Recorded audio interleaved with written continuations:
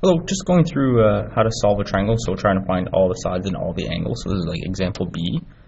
So to go through this, and remember to pause this wherever you need to, the first thing that I'm going to do is draw a diagram. So it doesn't really matter if it's to scale. So mine is going to look a little bit equilateral, but that's okay, it doesn't really matter. I'll call this will be side A, and little a is across from big A, so this vertex will be capital A. This will be B, and that's across from big B, so that's vertex big B. And then the other side would be C equals 8, and that'll be big C. So I've got three sides, and I don't know any of the angles, so I need to figure out an angle. So I'm going to pick angle A, or I'm going to decide to solve for angle A first. For no reason in particular. So I think if I have three sides and I need to find an angle and I don't know what that angle is, I think I have to use the cosine law. So the cosine law for this, since I'm solving for angle A, would be a squared equals c squared plus b squared minus 2cb times cos of angle A. So A is 10, so 10 squared is equal to 8 squared plus 7 squared minus 2 times 8 times 7 times cos of angle A. And I need to solve for angle A. So I need to get cos A by itself. That's what I need to solve for. So first thing I'm going to do is do my exponents. So 10 squared is 100. 8 squared is 64.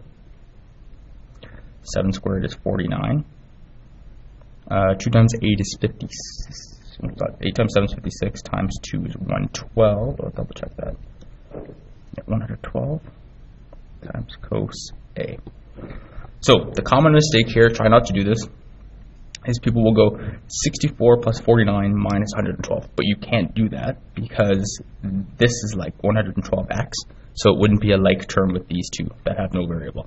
So what I'm going to do is just subtract 64 and 49 on both sides, and then that will get that negative 112 cos A by itself. So I'll have 100 minus 64 minus 49 equals negative 112 cos A.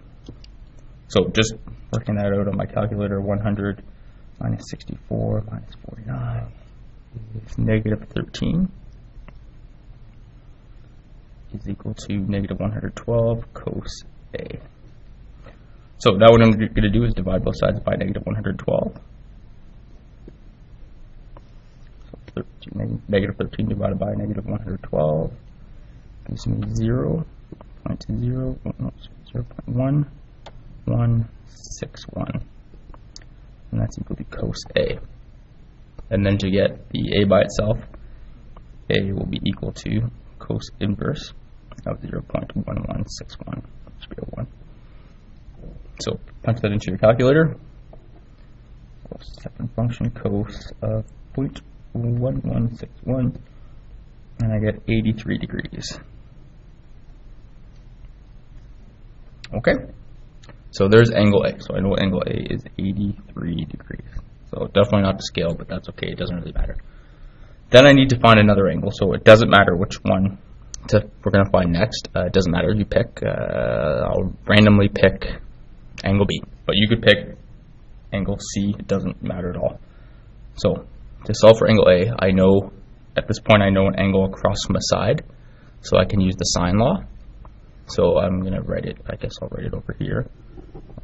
So sine, and I want to solve for angle B, so sine B over little b is going to be equal to sine A over little a.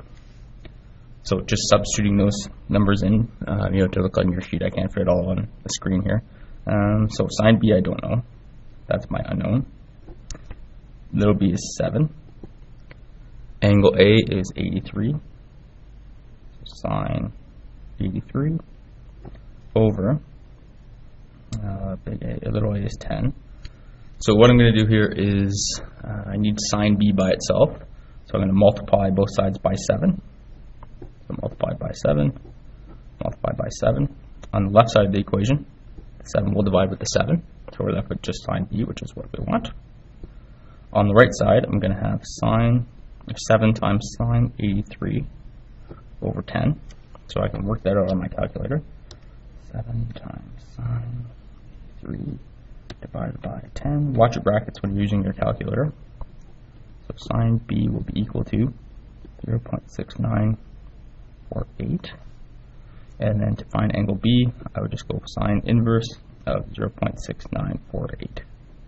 And that would be equal to, so second function sine 0.6948. I got 44 degrees. So angle A is 83, angle B is 44. So I'm going to put that, scroll back over this on my diagram. 44 degrees. And then to find angle C, all I would do is, I know all the angles in a triangle add up to 180. So angle C must be 180 minus 44 minus 83. So 180 minus 44 minus 83 gives me 53 degrees.